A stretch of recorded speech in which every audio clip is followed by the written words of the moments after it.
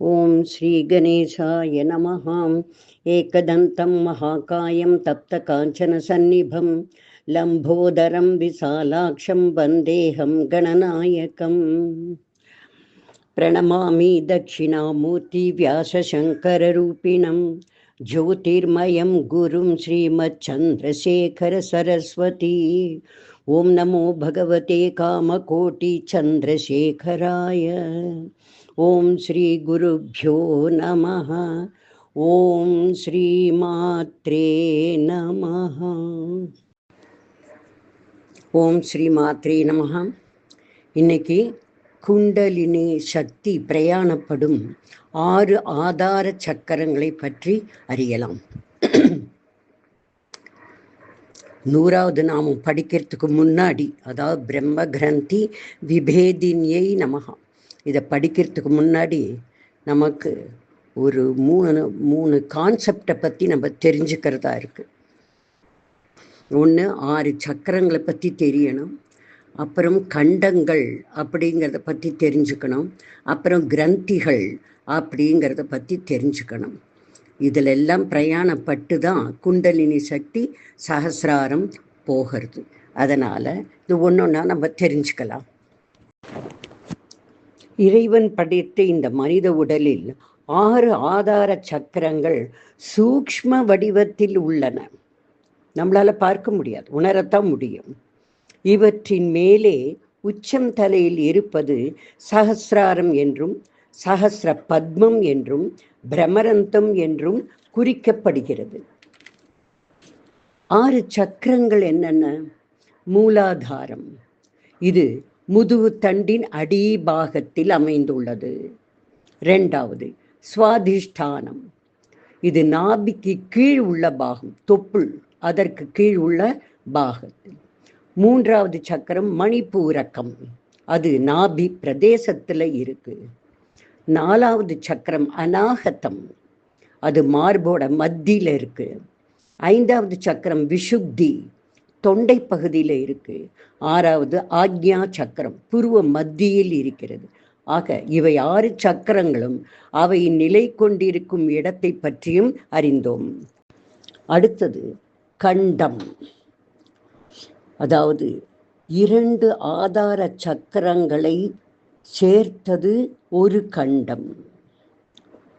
ஒரு ஜோடி சக்கரங்கள் சேர்ந்தத ஒரு கண்டம் அப்படின்னு சொல்றோம். அப்படி 3 கண்டங்கள் உள்ளது. 2 ஆதார சக்கரங்களா சேர்ந்து ஒரு கண்டம். அப்போ 6 சக்கரங்களுக்கு 3 கண்டங்கள். அடுத்தது கிரந்திகள்.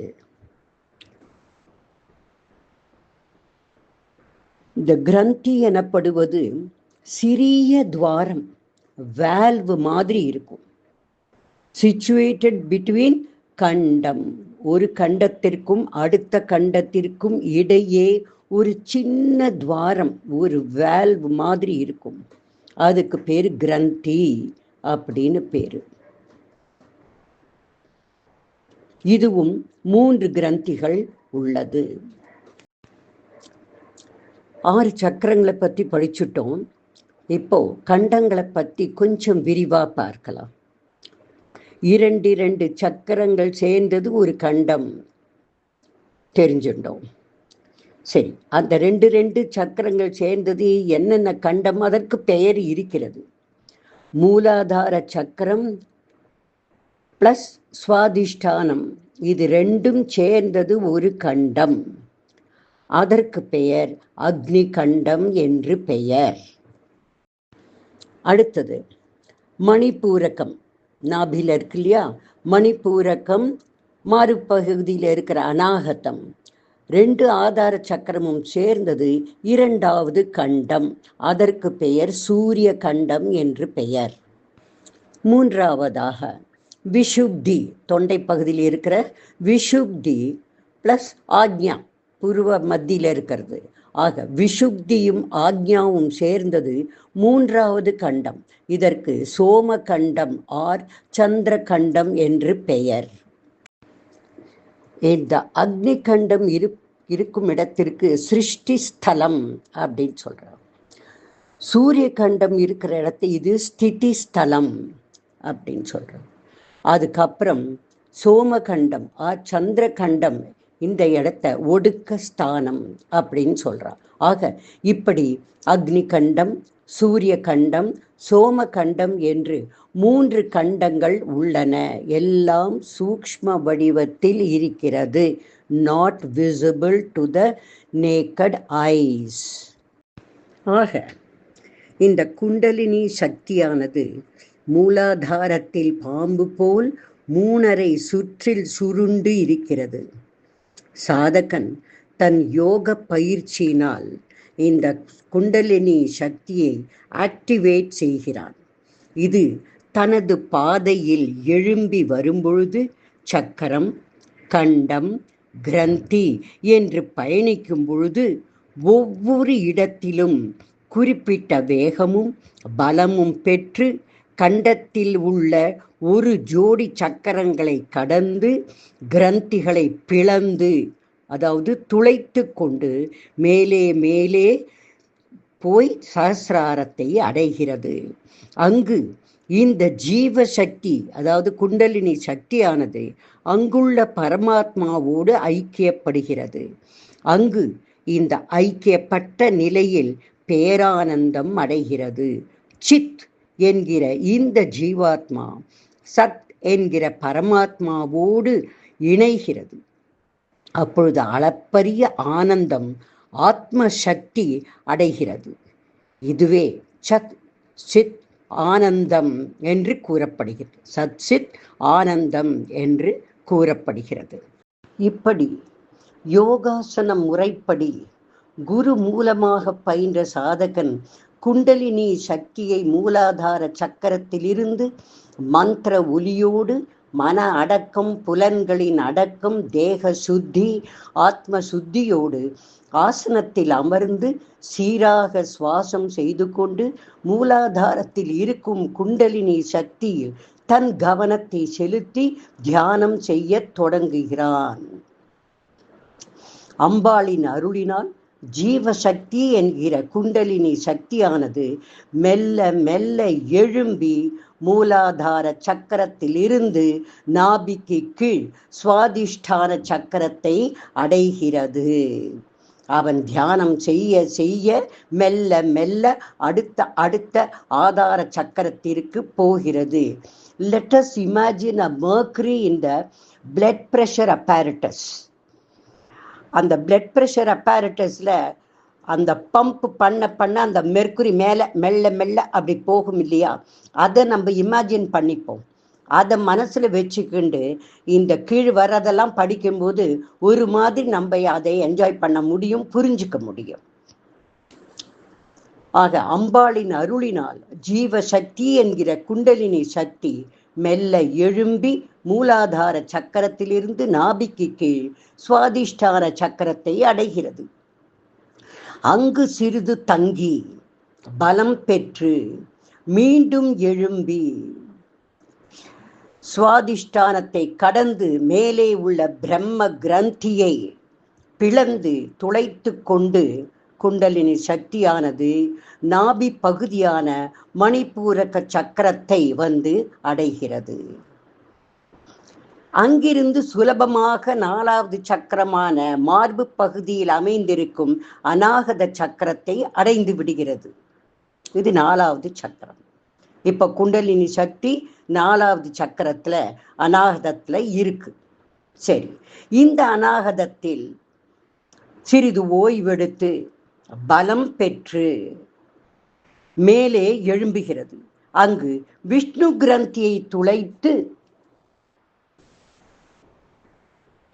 விசுத்தி சக்கரம் இருக்கும் இடமான தொண்டை பகுதியை அடைகிறது. அங்கிருந்து சாதகனின் புருவ மத்தியில் அமைந்திருக்கும் ஆக்ஞா சக்கரத்தை சுலபமாக அடைந்து விடுகிறது. இந்த ஆக்ஞா சக்கரத்தில் குண்டலினி சக்தியாகப்பட்டது சிறிது ஓய்வெடுத்து பலம் பெற்று மேலே உள்ள ருத்ர கிரந்தியை அடைந்து அதை துளைத்து கொண்டு பிரமரந்தத்தை, அதாவது சகசிராரம் இருக்கும் உச்சம் தலை பகுதியை அடைகிறது. இந்த இடத்தில் சந்திர மண்டலம் உள்ளது. இது பரமாத்மாவின் இருப்பிடம். ஆக முதுகு தண்டு வடத்தின் கீழ்ப்பகுதியில் உள்ள மூலாதார சக்கரத்தில் இருந்து எழும்பிய குண்டலினி சக்தி சுவாதிஷ்டான சக்கரத்தை அடைந்து பிரம்ம கிரந்தியை துளைத்து மணிப்பூரகம் அநாகதத்தை அடைந்து விஷ்ணு கிரந்தியை துளைத்து விஷுப்தி ஆக்ஞா சக்கரத்தை அடைந்து ருத்ர கிரந்தியை துளைத்து பிரமரந்திரம் எனப்படும் உச்சந்தலை பகுதியில் உள்ள சகசிராரத்தை அடைகிறது. இப்படி இந்த குண்டலினி சக்தியான ஜீவசக்தி, அதாவது ஜீவாத்மா, அங்கு நிலை கொண்டிருக்கும் பரமாத்மாவோடு ஒரு க்ஷணம் ஐக்கியப்படுகிறது. சாதகன் பரமாத்ம நிலை அடைகிறான்.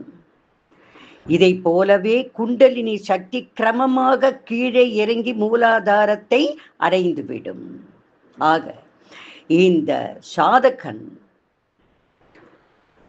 சகசிராரத்தில் குண்டலினி சக்தி நிலைப்படுத்தும் பொழுது அம்பாளுடைய தரிசனம் கிடைக்கிறது.